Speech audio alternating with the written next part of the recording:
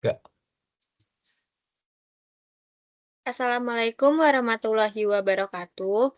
Kami dari kelompok 5 ingin mempresentasikan hasil tugas besar jaringan komputer dengan case study B, yaitu kantor pusat distribusi retail.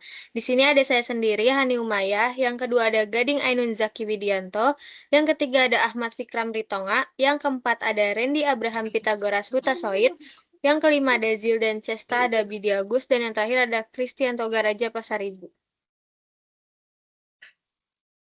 Selanjutnya, case study B yaitu sebuah distribusi retail yang sedang berkembang ingin membangun jaringan di kantor pusatnya. Kantor ini dibagi menjadi 5 bagian, manajemen, penjualan, SDM, IT, dan gudang. Subnet harus mendukung penjualan 33 host, SDM 24 host, IT 17 host, dan gudang 10 host. Pada bagian manajemen perlu digunakan pengalamatan IP secara otomatis dan tidak menggunakan subnet dari bagian lainnya. VLAN diperlukan untuk memisahkan setiap bagian dengan 4 router yang menghubungkan kantor utama, ruang server, gudang, dan kantor manajemen. Bagian penjualan dan SDM harus dapat berkomunikasi antar VLAN untuk koordinasi data. Pastikan ada redundansi bagi setiap router untuk komunikasi yang tidak terganggu. Kita lanjut ke routing, ini dibaginya jadi dua. Yang pertama itu ada routing statis. Yang pertama adalah routing statis digunakan pada beberapa link antara router, terutama untuk rute yang jarang berubah. Yang kedua, routing dinamis. Untuk menghubungkan berbagai jaringan yang lebih kompleks, seperti jaringan antar kantor, kita dapat menggunakan protokol routing dinamis seperti RIP.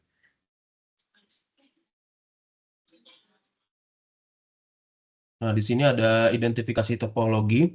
Topologi yang akan kita gunakan adalah topologi hybrid, gabungan dari topologi star dan topologi ring. Dengan penjelasan yaitu yang pertama adalah topologi star adalah salah satu bentuk jaringan komputer di mana semua perangkat terhubung langsung ke satu perangkat pusat seperti hub atau switch. Dalam topologi ini, perangkat pusat berperan sebagai pengatur lalu lintas data. Jika salah satu perangkat mengalami gangguan, hal ini tidak akan mempengaruhi perangkat lainnya. Namun kelemahannya adalah apabila perangkat pusat rusak, seluruh jaringan akan terhenti. Lalu selanjutnya adalah topologi ring. Topologi ring adalah salah satu bentuk jaringan komputer yang menghubungkan setiap perangkat secara melingkar, sehingga data melingkar dari satu perangkat ke perangkat berikutnya. Dalam pengaturan ini, data biasanya bergerak satu arah atau dua arah dalam jalur tetap. Topologi ini dikenal efisien dalam menghindari tabrakan data, tetapi memiliki kelemahan utama. Jika salah satu perangkat atau koneksi terganggu, seluruh jaringan dapat terputus. Namun dengan teknologi modern seperti FDDI, beberapa kekurangan ini dapat diminimalkan. Nah, ini adalah perancangan topologi dari studi case kami yang B. Nah, di sini untuk topologi starnya itu contohnya ada switch yang terhubung dengan dua host, ya, dua PC, ada router, ada switch 10, 9, dan juga kalau untuk topologi ringnya itu contohnya adalah yang router ini, dia menghubungkan dalam bentuk kayak bentuk lingkaran seperti ini.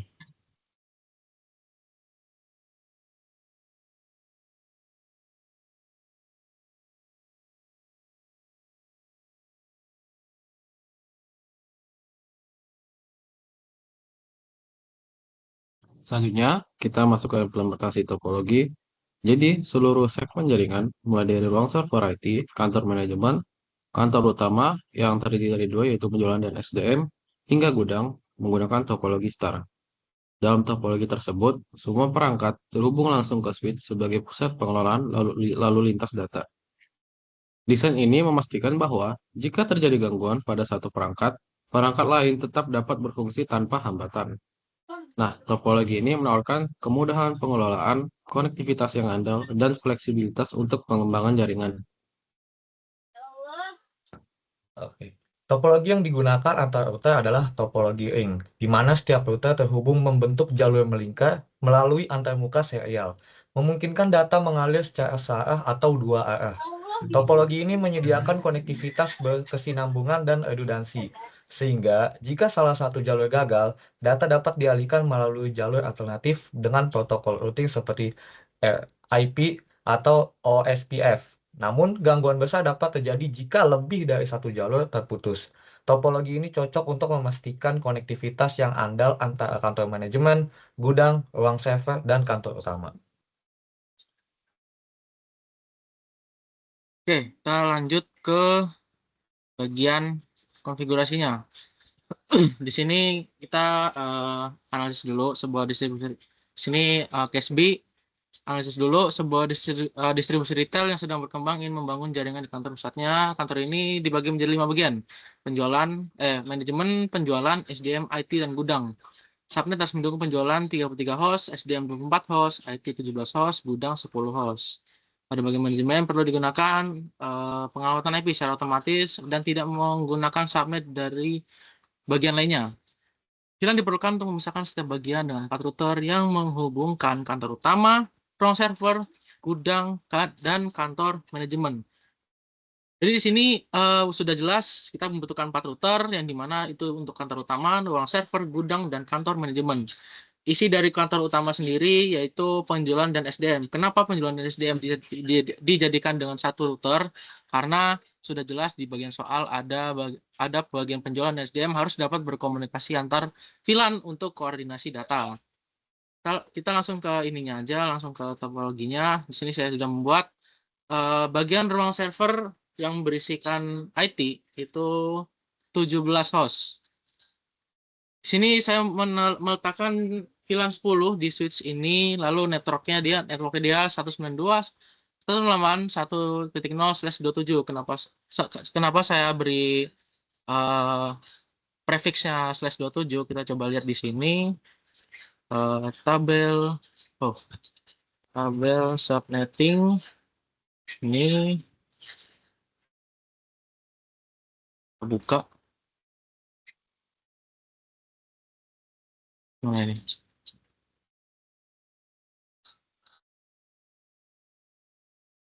Aduh. Oh, ini aja. Nah, di sini saya tadi beri ini, saya beri /27 karena saya beri /27 karena di ruang server IT ini hanya membutuhkan 17 host. Kita nggak perlu membutuhkan banyak-banyak seperti prefix dari prefix 24 kan dia banyak banget ya, butuh 254. Jadi kita di sini hanya melimitasi agar tidak terjadi penumpukan host. Jadi saya pilih /27 karena dia hanya membatasi sampai 30 host saja totalnya. Jadi di sini VLAN 10 network /27. Di sini saya meletakkan IP di PC pertama, dia itu IP config. Oke, di IP pertama di PC pertama, PC di kiri saya beri IP 1.4, lalu di PC yang kedua saya beri IP config. Oke, di sini saya beri kok gini. Sebentar. Nah, ini sama ini. Nah, PC yang kiri tadi PC yang kiri saya beri IP 1.4 dan PC yang kanan saya beri IP 1.3. Kita coba tes ping dulu ya.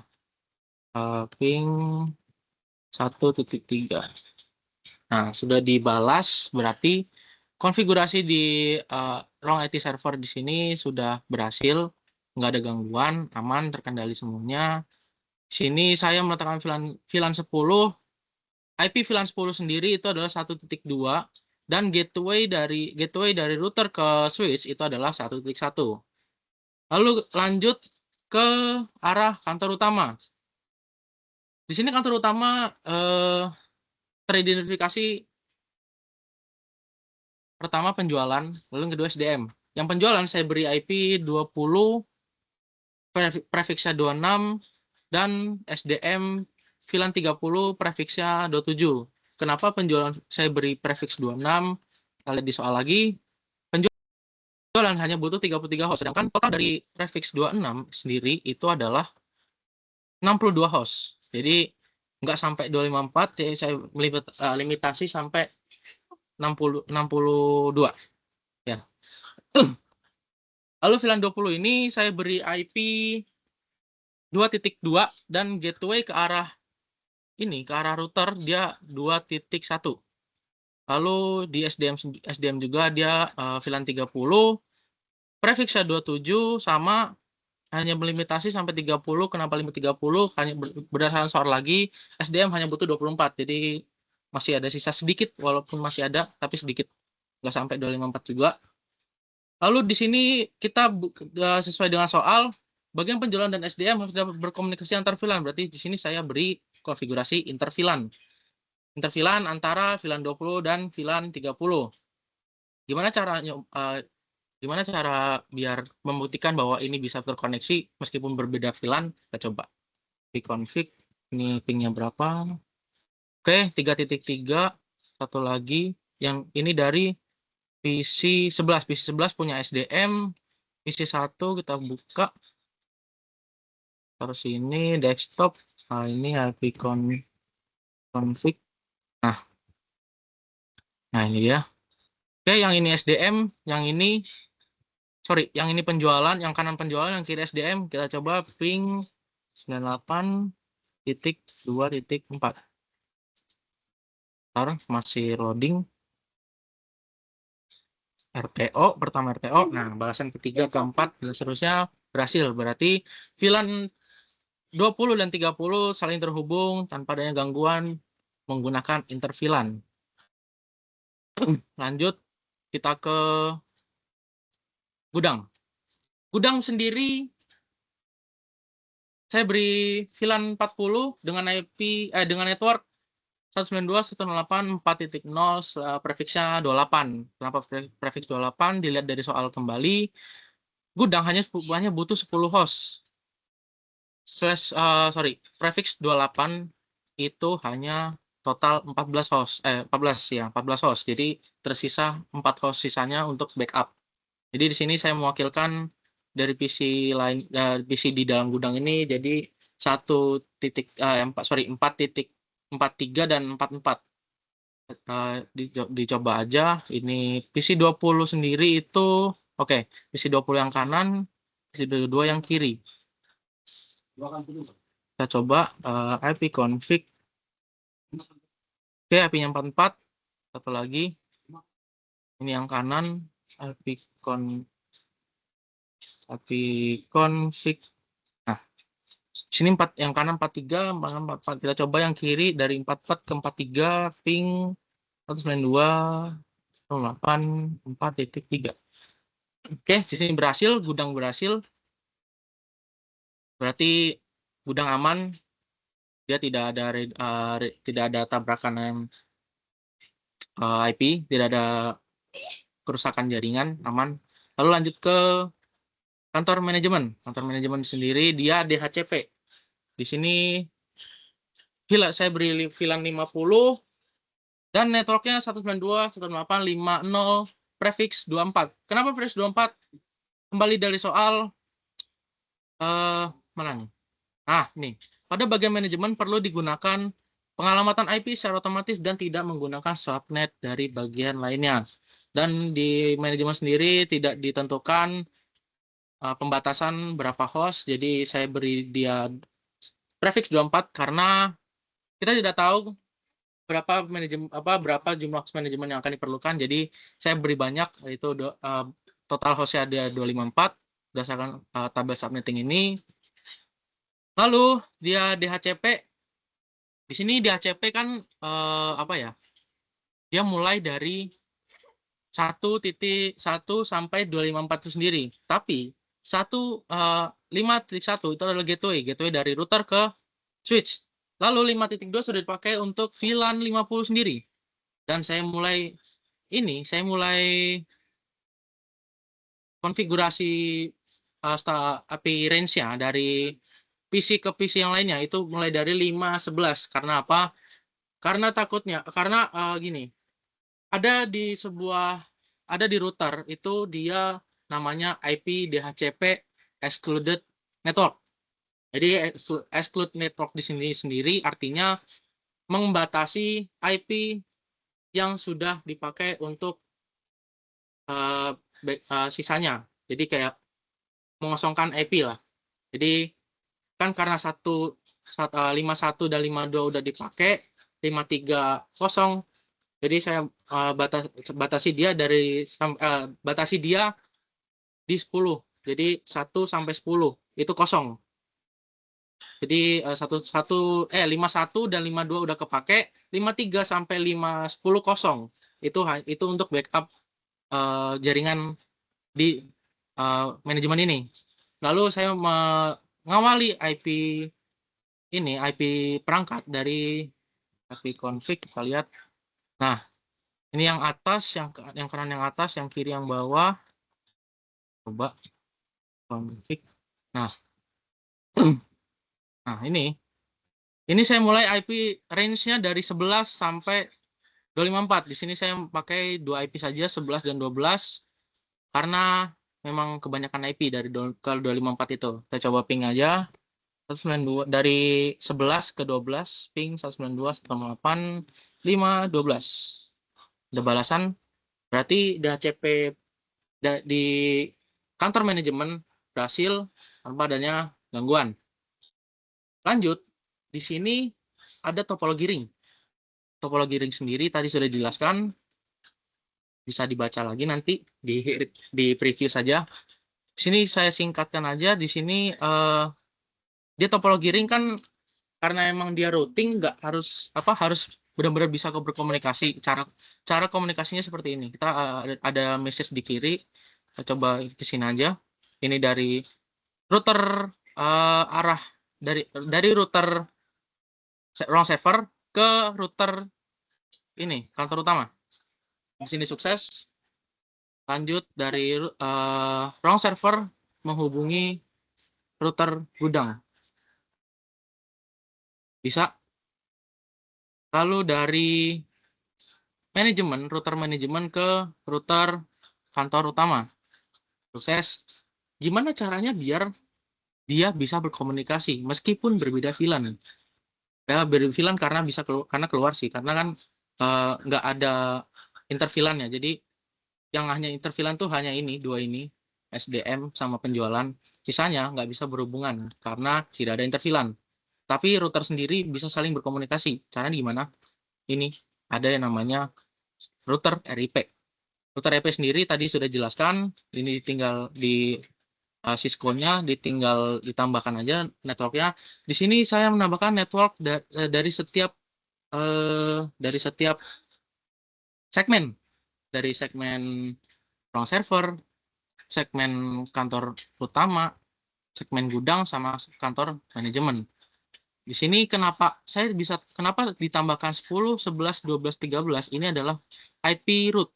IP root dari setiap gateway, setiap jalan, setiap jaringan. Jadi dari router server ke ke kantor utama itu ada alamat IP sendiri. Kita coba bisa lihat di sini dia di sini serial 20 memiliki IP 10.1 ya, 10.1. Jadi di sini 10.1, jadi langsung ke dari kantor utama ke gudang itu 11.1.